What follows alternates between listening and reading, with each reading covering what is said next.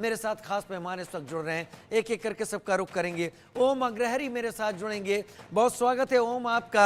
मेरे साथ विश्वविद्युत प्रताप सिंह जुड़ेंगे, आनंद सिंह मेरे साथ जुड़ेंगे, doctor Satyendra Pratap Singh professor Delhi university मेरे साथ जुड़ेंगे, और अमित श्रीवास्तव मेरे सहयोगी इस वक्त जुड़ेंगे। अमित, आज प्रयागराज में तस्वीर क्या थी? ये वो छात्र थे जो अपनी परीक्षा अगर पास करते, मतलब इनमें से कई पास कर लेते और आगे चलकर ये लोग प्रशासन का हिस्सा बनते, लेकिन पुलिस की लाठियां तो इन्हीं के ऊपर भांजी जा रही थी। जी बिल्कुल, जो छात्र हैं ये आने वाले भविष्य के जो देश को चलाएंगे, प्रदेश में जो सत्ता जो होगी वो उसका वो किस तरह से क्रियान्वयन होगा, मतलब ग्राउंड लेवल पे ये रोड मैप तैयार करने वाले अधिकारी तैयार होंगे। ये वो छात्र हैं, ये छात्र नहीं कह सकते हैं, ये आने वाले भविष्य के अधिकारी हैं।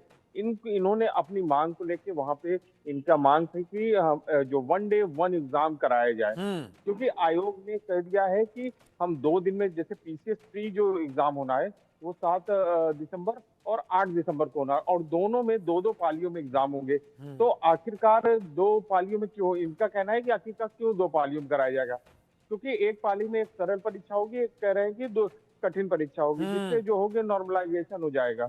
इसी चीज का इनका विरोध है। इनका कहना है वन डे वन एग्जाम होना चाहिए, और साथ ही नॉर्मलाइजेशन जो है इसको खत्म किया जाना चाहिए। ये हम लोगों का दमन है। जो यानी योग्यता नहीं जिसके रखने हिस्से वाले में होंगे, सरल पेपर आ गया उसके तो मजे हैं, जिसके हिस्से में कठिन पेपर आ गया उसके साथ एक तरीके से अन्याय हो जाएगा ये। बिल्कुल इसी को लेके इनका विरोध है, और इन्होंने विरोध करने के लिए गेट नंबर 2 पे आज जाने का आह्वान किया था, ऐलान कर दिया था पहले से ही, क्योंकि इसके पहले भी इन्होंने विरोध प्रदर्शन किया था। लेकिन त्योहार और कई चीजों को लेकर जब मान मनोबल हुई प्रशासन ने और लोक सेवा आयोग ने जब कहा कि हम आपकी मांग मानेंगे, तो ये छात्र अपना आंदोलन खत्म करके अपने घरों को वापस चले गए थे। लेकिन अब तारीखों का जब ऐलान कर दिया और वही सिस्टम लागू रहा, तो इसी को लेकर जो छात्रों का आक्रोश है, पूरे प्रदेश नहीं देश के कई कोनों से आए हुए जो छात्र, उनका आक्रोश हुआ, वो प्रयागराज कूच। अमित, अभी क्या स्थिति है प्रयागराज में? ये छात्र कहां कहां अपने प्रदर्शन धरने पर बैठे हुए हैं और क्या स्थिति है? बिल्कुल, जो छात्र हैं वो प्रदर्शन कर रहे हैं, और इस समय वो लोक सेवा आयोग गेट पे धरना दिए हुए हैं। उनका कहना है जब तक हमारी मांगे नहीं मान ली जाएंगी तब तक हम यहाँ से नहीं हटेंगे, और ये आयोग को माननी पड़ेगी और सरकार को मांगनी पड़ेगी, और जब तक नहीं मानेंगे तब तक हम यहाँ नहीं हटेंगे। इसी को लेकर वहां पे जब कूच करने लगे तो छात्रों को वहां आरएएफ लगा दी गई, पीएसी लगा दी गई, उनको रोकने का प्रयास किया गया कि वो गेट नंबर 2, 3 या किसी भी गेट पे न पहुंच पाए, एकत्रित न हो पाए। लेकिन छात्रों का आक्रोश इतना ज्यादा था कि उन्होंने बैरिकेडिंग जब ठेल दिया, तो उसके बाद पुलिस ने उनके ऊपर लाठीचार्ज कर दिया, और लाठीचार्ज करके उनको तितर-बितर करने का प्रयास किया गया। लेकिन जो छात्र थे वो अपने जो 2 नंबर गेट पहुंचना था वो वहां पे पहुंचे हुए हैं, और वहीं पे वो धरना दे रहे हैं। और उनकी कहना है कि कहते हैं जब लोक नीतियों का असर भविष्य को अंधकारमय करता हुआ दिखाई देने लगता है, तभी छात्र इस तरीके का कदम उठाते हैं। वो छात्र जो कि छात्र राजनीति के जरिए देश को आगे बढ़ाने की भी बागडोर हाथ में लेते हैं, और वो छात्र जब मेहनत करके अधिकारी बनते हैं तो वो देश के उन पॉलिसीज को इम्प्लीमेंट करने की जिम्मेदारी भी लेते हैं। पता नहीं कैसे इलाहाबाद में या प्रयागराज में पुलिस ने इन छात्रों पर लाठी उठा ली, ऐसा होना नहीं चाहिए था। मैं अब अपने मेहमानों का रुख करना चाहूंगा। ओम अग्रहरी मेरे साथ जुड़े हुए हैं। ओम, सबसे पहले आपका रुख करूंगा। 2 पाली में परीक्षा हो रही है, सबसे बड़ा डर क्या है? अपने शब्दों को संक्षिप्त रखिएगा, जैसे कि आप पेपर दे रहे हो उसी तरीके से, टू द पॉइंट। जी सर, सबसे बड़ी समस्या सर, जैसा कि आपको मालूम ही है कि नॉर्मलाइजेशन की समस्या सर बहुत बड़ी समस्या है। इसमें अगर हम थोड़ा सा सरलीकरण करें इसका, तो जैसा कि सर अगर मैं पॉलिटी सब्जेक्ट की बात करता हूं, तो पॉलिटी सब्जेक्ट में सर अगर एक पेपर में 2 शिफ्ट में पेपर होने से क्या होगा कि एक पेपर में अगर राष्ट्रपति के इलेक्शन के बारे में सवाल पूछा जा रहा है, और दूसरे क्या कहते हैं शिफ्ट में अगर राष्ट्रपति के महाभियोग के बारे में सवाल पूछा जा रहा है, तो सर हम ये सबसे बड़ी समस्या इस बात की है कि किस आधार पर हम यह तय करेंगे कि कौन सा क्वेश्चन सरल था और कौन सा क्वेश्चन कठिन था। पहली बात, सबसे बड़ी समस्या सर ये है। और दूसरी बात सर ये है कि दूसरी बात सर सीसेट को लेकर के है, जहां पे मैं आपका ध्यान लाना चाहूंगा था कि सीसेट सर दूसरा पेपर होता है जो कि अपने आप में क्वालिफाइंग होता है। तो सर क्वालिफाइंग पेपर में उसमें मात्र क्वालिफाइंग होता है, लेकिन सर वो काफ़ी ह्यूमैनिटीज़ सब्जेक्ट ह्यूमैनिटीज़ के विद्यार्थियों के लिए अपने आप में काफ़ी वो कठिन होता है। तो कहने का सर तात्पर्य यह है कि जो एक पेपर मान लीजिए फर्स्ट शिफ्ट के पेपर में अगर सीसेट कठिन आ जाता है या सेकंड शिफ्ट पेपर में कठिन आ जाता है, मतलब एक शिफ्ट में अगर कठिन आ जाता है, एक शिफ्ट में सरल आ जाता है, तो उनको क्वालिफाइंग जो कठिन शिफ्ट में जो बच्चे फँसेंगे, उनको क्वालिफाइंग करने में सर बहुत कठिनाई का सामना करना पड़ सकता है हम्म। सर। तो ये सर नॉर्मलाइजेशन की सबसे बड़ी समस्या सर यही है वर्तमान में। विश्वविदित का रुख कर लेता हूं। विश्वविदित, आपको क्या लगता है, दो पाली में आने के चलते नॉर्मलाइजेशन की जो बात कही जा रही है, क्या ये एक फेयर तरीका है जी, जी। और क्या आयोग इस नहीं, तरीके सर। के तरीके अपनाता रहता है? जी सर, ये बिल्कुल फेयर तरीका नहीं है सर। हम लोग की पहला मांग, आज तो मैं प्रयागराज में मौजूद हूँ सर, दिन भर लोक सेवा आयोग के सामने था, अभी हॉस्टल आया हूँ। इसके बाद हम लोग वहाँ मौजूद होंगे। तो सर हम लोग की जो मुख्य मांगे हैं सर, 1 डे 1 शिफ्ट। अगर सर 1 डे होगा, इसका मतलब है कि यूपी पुलिस का सर कई दिन में हुआ, 20 दिन में एग्जाम हुआ है। उत्तर प्रदेश सरकार का ही था। एसएससी का सर 20 दिन में होता है, एक महीना चलता रहता है, उसमें भी नकल होता है। तो सर कई दिन से कराने से नकल नहीं रुकने वाला है सर। और नॉर्मलाइजेशन की बात थी सर, तो नॉर्मलाइजेशन में मानविकी सब्जेक्टों में कैसे आप जानेंगे कौन सा सवाल कठिन है, कौन सा सवाल आसान है? मान लीजिए सर कोई सवाल अगर गंगा नदी से आ जाता है और कोई सवाल यमुना नदी से आ जाता है, तो हम कैसे इसको तय करेंगे कि गंगा नदी आसान है कि यमुना नदी आसान है? और सर एसओपी जो है, एसओपी 10 किलोमीटर है मुख्यालय के लिए सर। आवाज जा रही है मेरी? हाँ, आप बोलते रहें। एसओपी सर जो 10 किलोमीटर मुख्यालय से 10 किलोमीटर के अंदर में सर कर रहे हैं। ये पहली बात। तो जो पेपर लीक हो रहा है सर, तो कापियां बदली जा रही हो, तो अच्छा, आयोग के ये अंदर हो दो जाएगी शिफ्ट सर। में कराने की जरूरत क्यों आ रही है? क्या कोई सेंटर जरूरत की नहीं सर। कमी अगर है? नहीं सर, 53 जिले में पिछली बार कराए हैं सर। इसके पहले पूर्ववर्ती भी जितने एग्जाम हुए, 6 लाख से ज्यादा स्टूडेंट दिए हैं सर। इससे अधिक ही परीक्षार्थी रहे हैं सर।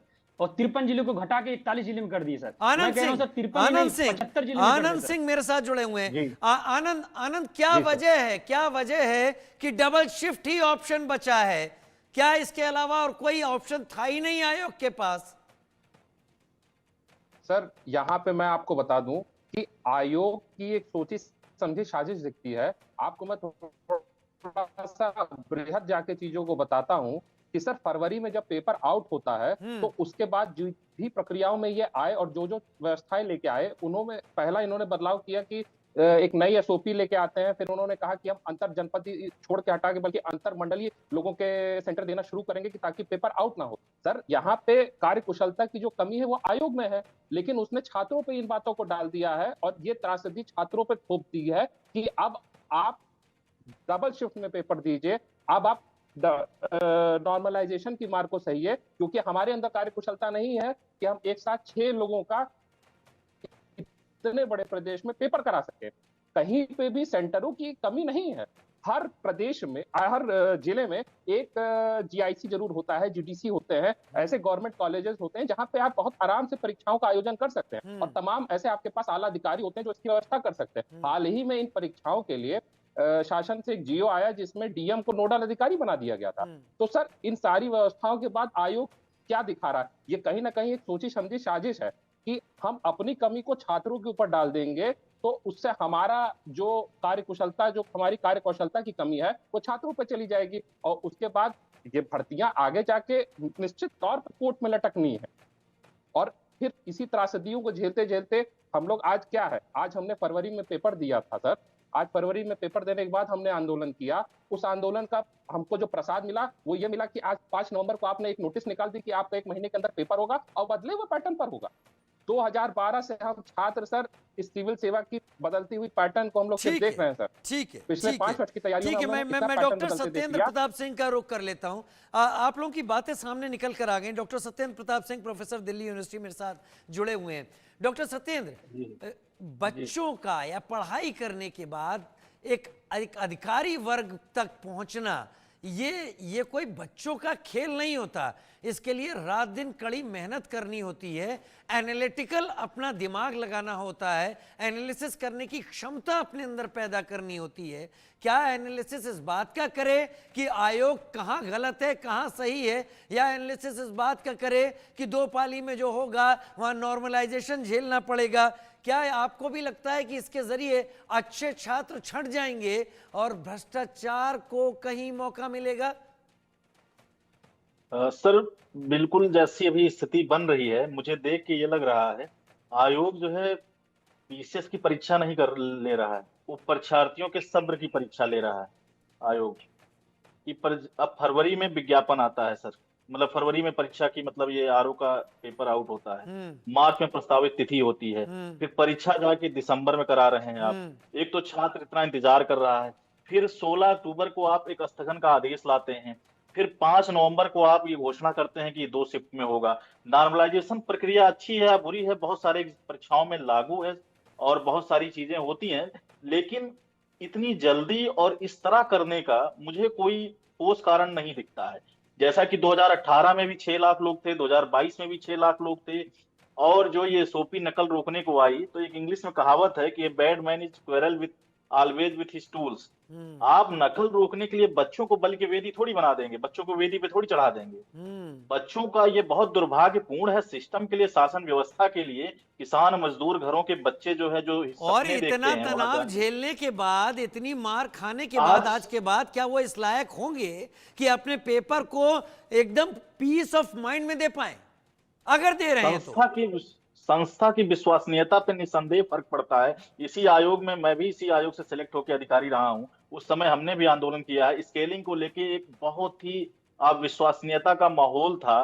कई बार आप सुनते होंगे कापियां बदली गई कई बार। तो ऐसे में अगर नॉर्मलाइजेशन जैसी प्रक्रिया आप लागू करते हैं, तो आपको इसको अगली परीक्षाओं में करना चाहिए था, और आपकी परीक्षा में सम्मिलित होने वालों को पूर्ण विश्वास में लेके आपको कोई नया नियम लागू करना चाहिए मेरे हिसाब से। क्या प्रोफेसर होने के नाते, आखिरी सवाल, प्रोफेसर होने के नाते इस परीक्षा पर आपका यकीन बचा है या नहीं? देखिए, आयोग की जो अभी तक रवैया है, उससे ये लग रहा है कि जो परीक्षा देने वाला अगर परीक्षार्थी विमुख हो रहा है, वो आंदोलन कर रहा है, लाठी खा रहा है, तो निसंदेह कहीं ना कहीं जिनके लिए परीक्षा हो रही है, जब वही इस तरह की स्थिति में होंगे, तो हम जैसे लोगों को तो दुख होगा ही। विश्वविद्यालय, क्या आप परीक्षा देने के लिए तैयार हैं? क्या आप परीक्षा देंगे? जी सर, मैं 1 डे 1 शिफ्ट में ही परीक्षा होगा सर। इसके लिए मैं आज भी दिन भर बैठा हूँ, रात को भी बैठूंगा सर आयोग के सामने, और जब तक नहीं नोटिस आ जाती सर तब तक बैठूंगा सर। मेरा एक ही कहना है, आपको उम्मीद है कि ऐसा होगा?